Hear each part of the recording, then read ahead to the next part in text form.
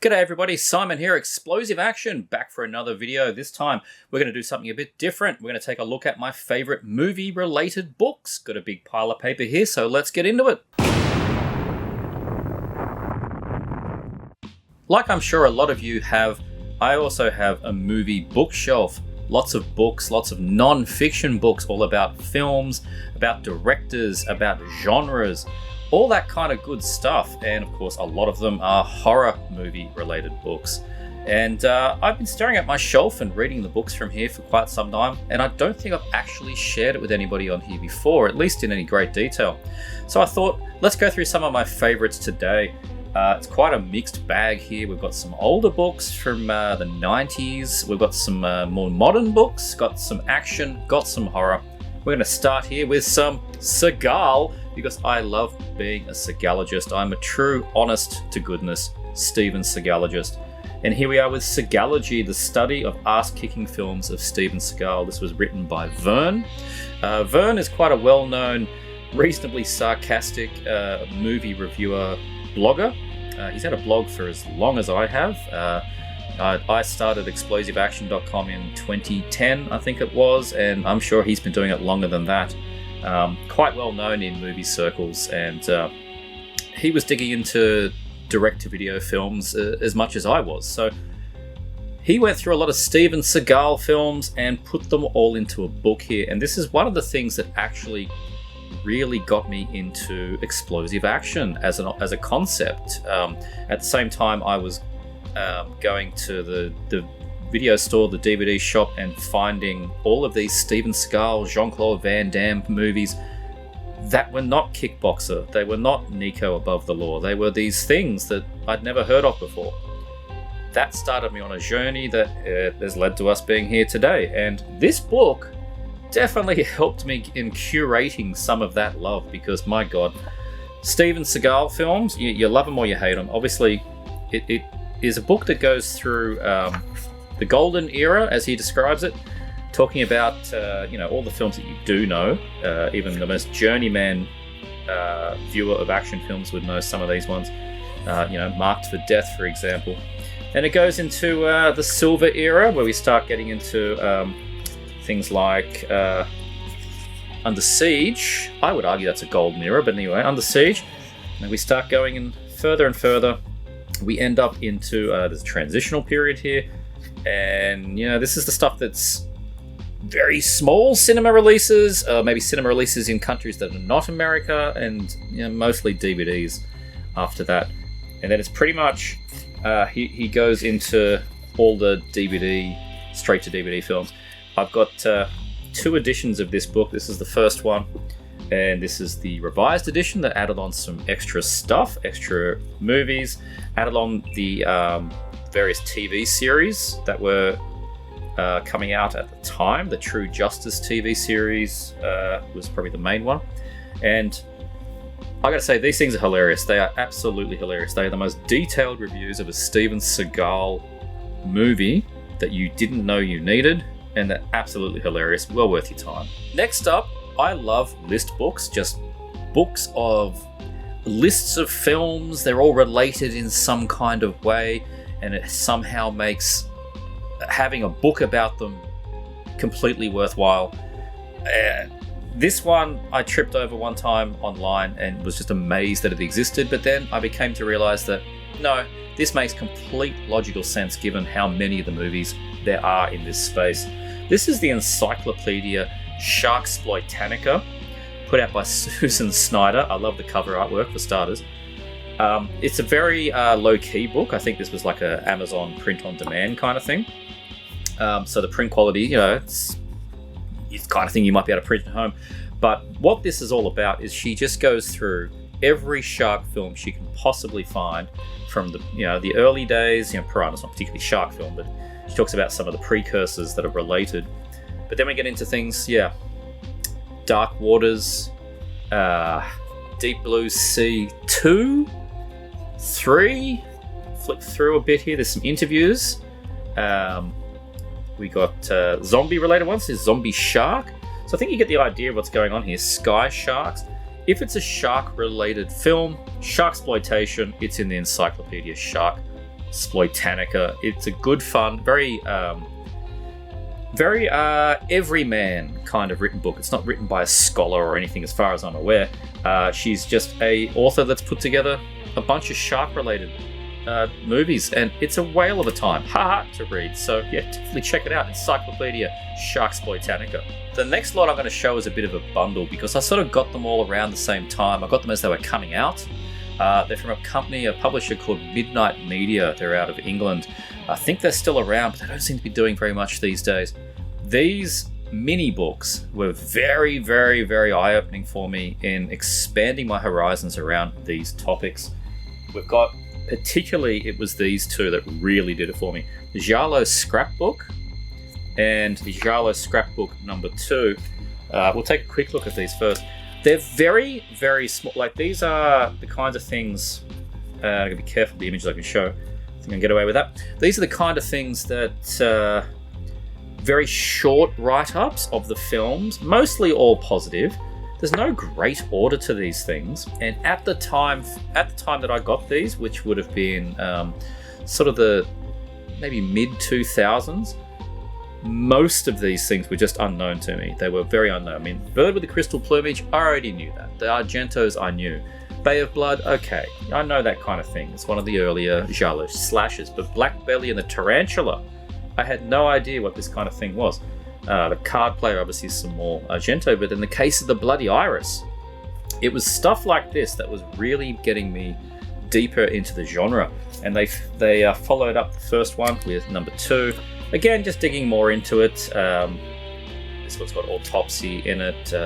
Some more modern things like Bad Inclination, Bloodstained Butterfly, Body Puzzle, Crimes of the Black Cat, which has only fairly recently had its first legit kind of Blu-ray from Cauldron, I think it was. And this is also interesting from a nostalgic point of view because it does reference, the releases at the time. So, for example, here, the Italian DVD label Dagord is the one that put this one out, but I don't think it might have been English friendly. And you've got Raro that put this one out. So that's also interesting, just from a historical lens, to see the kind of things that were coming out. So these giallo scrapbooks were really, really important to me, but also it was these ones: Slash Hits, Volume 1, Bloody Beginnings, Volume 2, Teens in Trouble, Volume 3, Mullet Massacre, which is just a great title. Take a quick look at these ones. So yeah, this was again looking at slasher films. I really enjoyed how they did the boob and blood bag rating, which is, kind of your Chaz Ballon school of doing reviews. Very short reviews. A lot of the time here in the slash hit ones, they're a bit more negative than they were of the giallo ones. If it's not a good film, or at least if they don't think so, they definitely call it out. But again, this was another great list when DVD age, where we're getting into, we're right at Anchor Bay and Shriek Show and labels like that, who are just putting out this stuff for the very, very first time since VHS. So it became a bit of a shopping list. And I've referred to this still over the years. Great fun. I refer definitely more to the giallo ones, but Slash Hit was really good too. And these two other ones are Hispanic horrors, obviously Spanish horror films. And another really interesting one. We've got Alicata up there, Bell of Hell. Some of these I still don't even know. Blue Eyes of the Broken Doll, another good one there. Something like, the Brainiac, I don't think I've ever seen. There's Cannibal Man. Corruption of Chris Miller, that's only recently, I think, had a blue. So that's a really good one. And for the Eurocrime fans, we got Blazing Magnums, which is also the title of possibly one of my favorite Eurocrime films. Again, they did a volume 1. Now, not too sure if there was a volume 2. Probably one planned. I don't recall ever seeing one come out. This one just goes into Eurocrime films. So we got a bit of Contraband, we've got Almost Human up there. There's Blazing Magnum itself with the fantastic UK VHS cover. I always dug that. So yeah, these things are really, really enjoyable. And Midnight Media, at the same time that these were out, was doing a magazine called Is It Uncut, which is still my favorite horror and trash film magazine. They got up to about issue 24, and they didn't officially stop. It's just nothing's come out in a decade.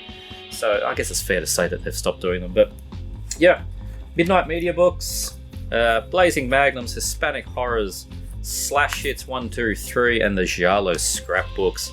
These are really, really good. Nice little pocket books you could take on the train. Easy little reference books. I really enjoy these. And speaking of Chaz Ballin, let's take a look at a Chaz Ballin book. The Gore Score. I think for a lot of American viewers, they're all going to go, the Gore Score. If you're of a certain age, you're in the mid-late 40s, maybe a little older, I understand this might have been a bit of a Bible for you when this came out. Approaching this as an Australian who's a little bit younger than some people, I approached this one as something recently. I only got this in maybe the last 6 or 7 years. And I think it's a great read, but I didn't get that opportunity to use it as the Bible, as I know a lot of people had this in their back pocket when they would go to video stores, or just to learn about things that were a bit more difficult to see, I think, back in the VHS days. Because this is, when did this come out? Like 1980, let's take a look. 1987 is when this came out. And Chaz Ballin has done dozens of books and has been very well involved in the Deep Red magazine, which I've got a few copies of. So it's quite respected in the American horror scene. And this book, this is where we have the rating system, which is great fun, where he's gone a dog for Bow Wow, nearly worthless, ordinary, solid and scary, or hardcore horror, using the skull ratings. And then the Gore Score, which is separate. So this is like the blood and the blood bag and the boobs from the Midnight Media ones. He's got 0 to 10 for the gore factor separately to the quality of the film. And one thing I did learn when going through these, which are very, very small reviews, there's just a paragraph. There's a lot of films he doesn't like, and he's certainly got opinions. For example, Alien Contamination. Contamination's a great film. 1.5 skulls. He's given it a 7 on the gore, but squishy Italian ripoff with atrocious dubbing and bargain basement effects work. You can do better than that, Chaz. I think this could have actually frustrated some fans at the time, maybe put people off. Obviously he's got aliens with 4 skulls, and that's appropriate, but Alligator 3, that's probably about right. Day of the Dead, at least he recognises as a 4 skull. But some of the more obscure films, he's Dawn of the Mummy 2.5. High gore factor though, but still, these are a great fun read. And I am, as I said, approaching this from more of not a nostalgic, because I didn't have this at the time, but this is just a really nice reference to see what it was like at the time. Mid-late 80s, you're a hungry horror fan teenager, and you needed something. There's no internet. You needed something to tell you what was good and what was bad at the video store, and I imagine the Gore Score would have really helped. The next one is one of the sole reasons that I got into Japanese VHS. It's definitely one of the main reasons, and it's written by a friend of mine, well, 2 friends of mine. We'll talk about that. This is the Tough to Kill Volume 1 Italian Action Explosion. A very, very good, pretty much a fan book. It's not had a proper distribution or anything along those lines. Essentially an early days version of a print-on-demand kind of thing is what I understood. But this was written by David Zuello and Paul Cook. Paul Cook, many of the old school YouTubers would remember, he ran a channel called Buckaroo Banzai on YouTube, and he ran a blog called Ballistic Blood Bullets. He was big into his action films and his trash films, Italian, Filipino, that kind of stuff. And a lot of those things were on Japanese VHS. I loved watching his videos. I used to chat with Paul, and I traded tapes from Paul, got some of my early Japanese tapes from him. And he co-wrote this book with David, and it's a great one. It still is. I still love reading this one. It is a look at a lot of these Italian jungle films, Italian action films. I mean, we got there Alien from the Deep, for example, but Apocalypse Mercenaries, and you can see it's very basically put together. Just lots of text and then maybe an image or two. Ark of the Sun Gods, Alien Interceptors, amazing. The Barbarians, Black Cobra, and you can still only get that on Japanese VHS. And these things are great. They're really, really detailed and lots of fun. The reviews that the guys have put together on here, and which is something that's stuck with me for years, is they end it with an exploding huts rating. So the Commander they gave 2.5 exploding huts to, which may not sound like a high score, but if you do read through it, the review, it is still filled with like just excitement that the fact that they're watching this film at all. It always comes through in the reviews. Cop Game 3.5 exploding huts only now reaching disc on Blu-ray. Through the whole time I had this thing, it was only on Japanese VHS. Good old Bruno Mattei. And so I really enjoy this one. It's got a personal connection to me to Paul Cook, who has unfortunately passed away in recent years, and David Zuella, who I am still friends with on the Facebooks, but always loved this one. It's, as I said, very simply put together, but it's a lot of fun to read. So yeah, Tough to Kill Volume 1. There was never a Volume 2. The Italian Action Explosion.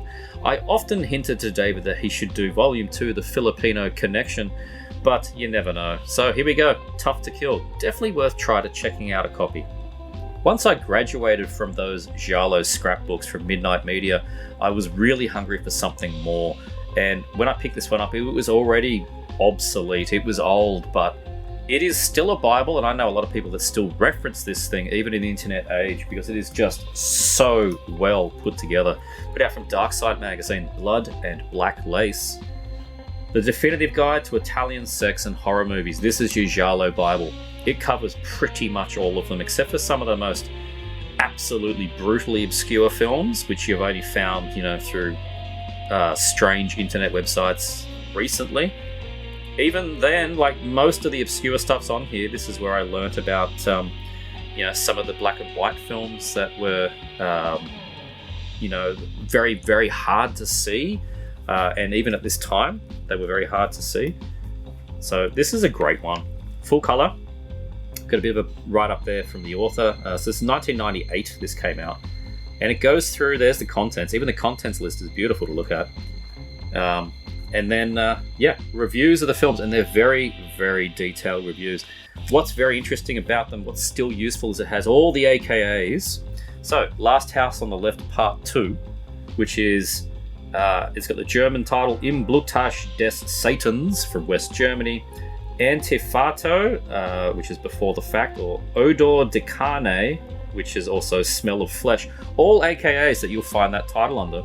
It has all kinds of specs about how the film was made, when it was shot in 1971, the people in it. Has the review.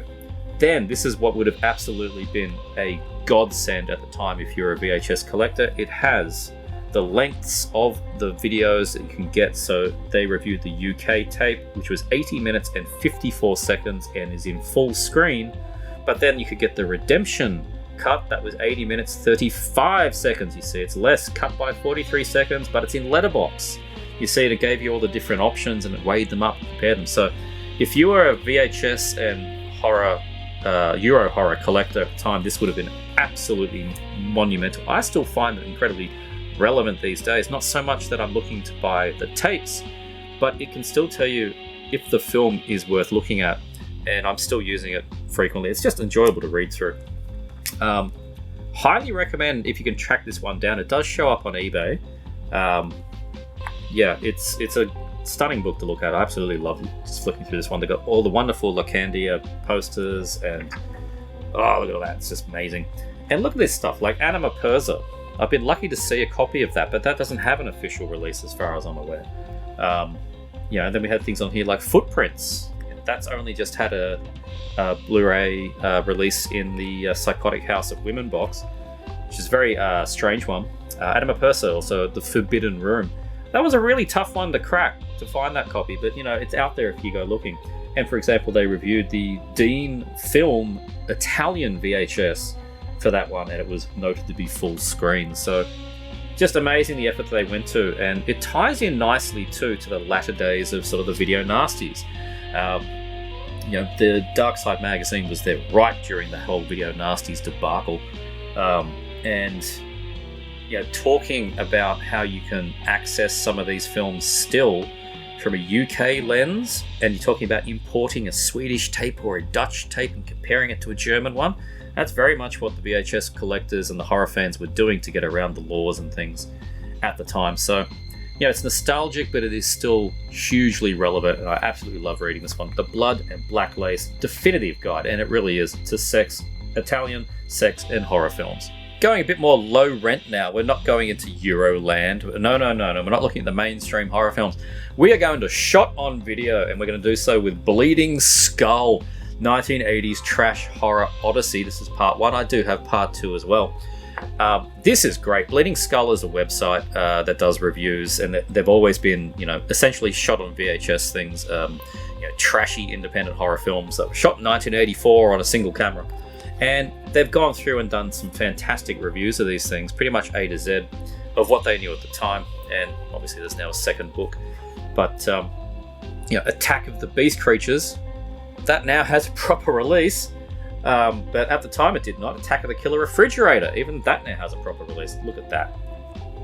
We all know what that one's from. That's the quality of film in this book. We've got Blood Beach, which was not shot on video, but I think might have been 16mm. There is a lot of shot on VHS stuff in here, of course. Dead Girls up there. Fatal Images. Fatal Games. Now that one's not shot on VHS, but that's definitely a slasher that needs a proper release. There's like a German bootleg DVD kicking around, but it needs a better release than that. This one is written in such a fun way. There's your Ghoul's School up the top there. Oh, the gourmet zombie chef from hell with that amazing cover. So this is a great book. It is written in such a nice way, such a fun way. Iced still doesn't have a DVD. If you're a fan of mostly American horror and basically stuff you would have got at the video store, Bleeding Skull, this is a good fun. Check out their website. Check out both versions of this book. I'm not too sure if this one is still available. For a while, this first book became very hard to get. Not too sure if it's been reissued. Go check it out and see if it has. But check out both copies of Bleeding Skull. The next two, I admit, I've only given a very brief glancing look at so far. So these are not ones I can say are favourites that are well read. But by their sheer existence and the denseness of what they've written, I have to talk about these if you're just not aware of them. And I do need to spend a solid week just reading through these. We have here the Canon Film Guide, Volume 1, 1980 to 1984, by Austin Trinick. Amazing cover. And then, if you think that was thick enough, Volume 2, from 1985 to 1987, again with this crazy artwork. And look, these things are immense books. They are detailed reviews, detailed interviews. There's just backstories, information about all of these films, the production company, what was going on at Canon. Like, if you want to know about Canon, this is the books that you want to check out. There's America 3000. There's Over the Top. So you get a little bit of graphics as well, but there's a whole bunch of information, and it's just densely packed. Anything that you need to know about Canon films. I'll read a little bit from the back of the first one here. Canon Film Guide Volume 1 explores 40 films and franchises produced by the Canon Group, the most prolific B-movie studio of the 1980s, during the company's first 5 years under the command of cult film legends Menahem Golan and Yoram Globus. Through in-depth studies and behind-the-scenes stories from the people who made them, this volume examines beloved VHS-era classics such as Breakin', Missing in Action, Hercules, the Death Wish movies, Revenge of the Ninja 3, The Domination, The Apple, Bolero, Exterminator 2, The Last American Virgin, and many, many more. Just amazing, and I do need to give these ones more time. They're almost daunting in the immenseness of these things. It's just mental. This is all canon. All canon. Just canon.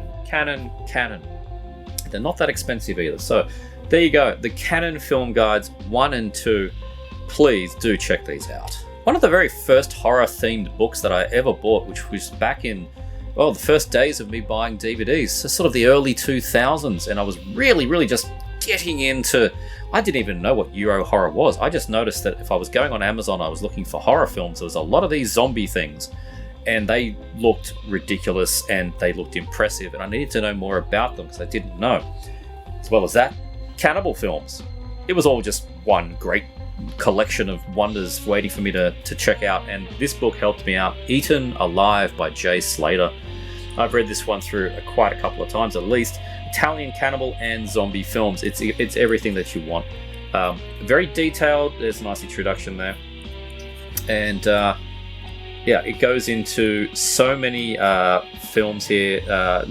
These are all basically articles written by different people. So Brian Yuzna's written one here on Italian zombies. Some great posters there. We've got War of the Zombies by Christopher Frayling. Kim Newman has done The Last Man on Earth on this one. We've got Cemetery of the Living Dead by Jay Slater himself. Flick through.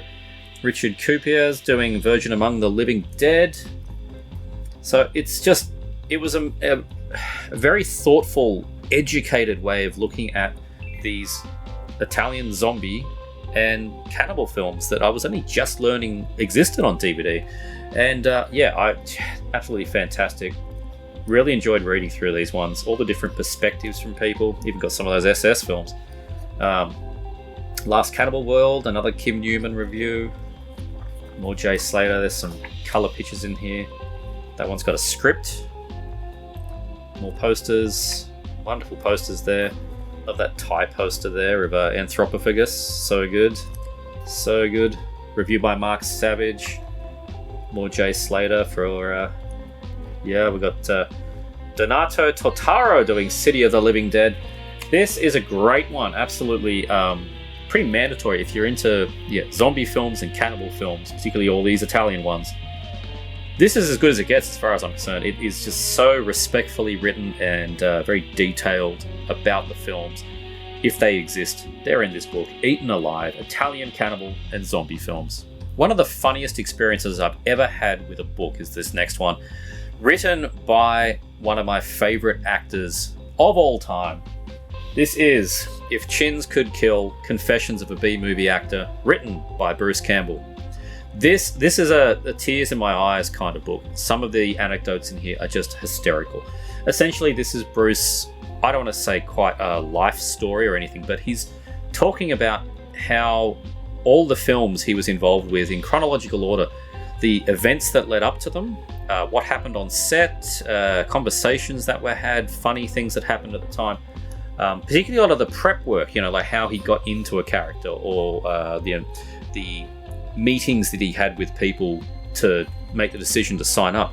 A lot of very early days stuff here. So you can see I just skipped past. There's some very young Bruce there talking about, shooting the early films with, the precursors to Evil Dead and that kind of stuff. Such a good read. I've read through this one. I only read through it the once because it was... I don't know. I was getting great memories just reading through it. I kind of didn't want to read it again, but I think it's time for me to go through this one a second time. It was such a laugh. Chaptered into different sections on, like I was saying, how his life was moving with not only films but TV series as well. And just going chronologically, I don't know how far up we get. It got pretty far into it. Definitely into, email territory. Congo, we started to talk about here. And film conventions and that kind of stuff. It's an absolute laugh, and Bruce writes it in such a hilarious way. It was apparently a New York Times bestseller, so you can take that credit with you. Confessions of a B-Movie Actor. I'll read from the back because Bruce is just so funny. Okay, this is how he's written it conversationally. Okay, so at least you're interested enough to pick up this book and look inside. I think you and I are going to get along just fine. Life is full of choices. Right now, yours is whether or not to buy this autobiography of a mid-grade, kind of hammy actor. Am I supposed to know this guy, you think to yourself? No, and that's exactly the point. Bookstores are chock full of household name actors with their high-stakes shenanigans. I don't want to be a spoilsport, but we've all been down that road before. This is very true. Case in point, look to your left. You see that Julie Garland book? You don't need that. You know plenty about her already. Great voice, crappy life. Now look to your right at the Charlton Heston book. You don't need to cough up hard-earned dough for that either. You know his story too. Great voice, crappy toupee. The truth is, though, you might not have a clue who I am. And there are countless working stiffs like me out there grinding away every day at the wheel of fortune. If Chins Could Kill, Confessions of a B-Movie Actor is my first book, and I invite you to ride with me through the choppy waters of blue-collar Hollywood. And that's why it's so good. It's Bruce Campbell, he's just an everyman that kind of just falls into these roles, and we all love him for it. It's such a fun one, and yeah, he's got another book that I've got that came after this one that was a bit more of a... There was a follow-up directly to this one, and then he's done a third book that was a kind of a story, like a more of a story version of not him, but somebody going through the movie industry. That was a lot of fun as well. But anyway, if Chins Could Kill, Confessions of a B-Movie Actor, Bruce Campbell's autobiography, you know you want it. The next one's only a few years old, and I remember when I saw that this was coming out, I thought, this is exactly the kind of book that I should have written. I should have made a book called Explosive Action and written it just like this. But now it's done, so I'm not going to be doing that, because this is exactly what I would have done. 80s action movies on the cheap, written by Daniel R. Budnick. This, look at that cover, it's absolutely fantastic. 284 low budget, high impact pictures. Just reviews. They're just reviews written from Daniel's perspective. I'm going to read a little bit from the back here for you. From the 1980s was a decade when the action film, as it's now known, came into being. Non-stop, big-budget excitement became the standard as epic adventures like Raiders of the Lost Ark and The Road Warrior set the tone for the summer blockbusters of Sylvester Stallone, Arnold Schwarzenegger, and Chuck Norris. Homages and rip-offs made with lesser budgets followed every hit, especially with the advent of direct-to-video releases. You see why I would have been interested in writing something like this. Providing detailed commentary of 284 films, this book explores the excitement, audacity, and sheer weirdness of 80s low-budget action cinema, from American Ninja series to a dime a dozen Barbarian pictures to such bargain basement productions as The Courier of Death, Kill Squad, and Samurai Cop. Absolutely. This is a book for me, split into the years from 1980 through to 1989 that he covers, and it is just, it's just film reviews, stuff, some of the things you do know, like, New Barbarians, 1990, The Bronx Warriors, some stuff that you may not have known, like there's Mission Thunderbolt down there. That one's an obscurity. That's a Godfrey Ho piece of trash. It's wonderful. Prisoners of the Lost Universe. Yellow Hair and the Fortress of Gold. There you go. Warrior and the Sorceress. Future Hunters. Some Sirio Santiago on there. Hands of Steel. You can get the idea. This is all VHS fodder that you would have found at the video store. In that action section, stuff that it was next to Terminator, and then you'd see Ninja Terminator. Yeah, what the hell? Is this some kind of fake sequel? No. That's just Godfrey Ho giving it a red hot go. No dead heroes. Cross mission. You get the idea here. 80s action movies on the cheap. It's reviews of the stuff that was a second tier down. You might argue that something like American Ninja is bigger because it's canon films and that kind of thing. Something like I'm missing in action, those films. There's a lot of stuff that is definitely a tier lower than that, and that's the primary focus of most of this book. So, yeah, I highly recommend this one. I love the artwork on it too. 284 low-budget, high-impact pictures, 80s action movie on the cheap from Daniel R. Budnick. The last one I want to show is one of the most impressive books in my collection. Along with some of my friends, we chipped into the Kickstarter when this was coming out because the book was out of print for 2 decades, I think, at that point, and finally had been getting reissued with additional content and this absolutely magnificent presentation. I had not seen anything like this before. I'm going to be careful with this. This is the Book of Ivan, better known as Beyond Terror by Stephen Thrower. This is how you present a book. This is the films, essentially, of Lucio Fulci in a magnificent box. We've got the spine here. The soul that pines for eternity shall outspan death, you dweller of the twilight void, come Dunwich. It's so big it needs to have a ribbon on it. There you go. Ridiculously impressive set. There's the ribbon. Should have gone underneath the book, actually. Oh dear, she's heavy. Oh. Out you come. There we go. Beyond Terror, the films of Lucio Fulci. This weighs a ton. This is actually hurting my arm. You will never get a more comprehensive look at Lucio Fulci films. No one's going to try. Think of the last Fulci book you've seen. That's right, it's probably this one, because no one's ever going to try and compete with this. It is just magnificent, and that's why we had to get it back in print. It's going to be very hard for me to show anything because it's so heavy. Just amazingly put together. Oh, there we go, there's Zombie. So, this is Stephen Thrower. I mean, he's just one of the best authors, one of the most well-known contributors to just horror movie information that is out there. Amazing. You'll find him on every second one of your commentaries on your Blu-rays these days. There we go, the eroticist. So we've got some very early days stuff. We'll put this down every time. Flick through it a bit. We'll get to... we got an article here on David Warbeck. It's just so utterly detailed. Some wonderful lobby card type photos there. And remember when this came out too, that originally, let's get a year actually when this came out. Hopefully it's written somewhere very easy for me to see. So this edition was the 2017. 1999 was the original one, so DVD was very new. Most of these films were nowhere near coming out yet for the modern horror fan. And there's a signature there. So these were all individually signed at the time when you contributed. It's absolutely a magnificent book. To put it down, it weighs so much. But that wasn't all that you got. I've got to pull my sleeves up. You get... I've actually forgotten what was in this. Yeah, you got the glyph there, the Ibon glyph. And what was it in here? I've got to pull this back again. Completely forgotten what this is. Ah, yes. We have the pin. Got the nice little pin there. If I had a battle jacket, it'd be going on it for sure. And a bunch of nice lobby cards here. So there's the zombie flesh eaters.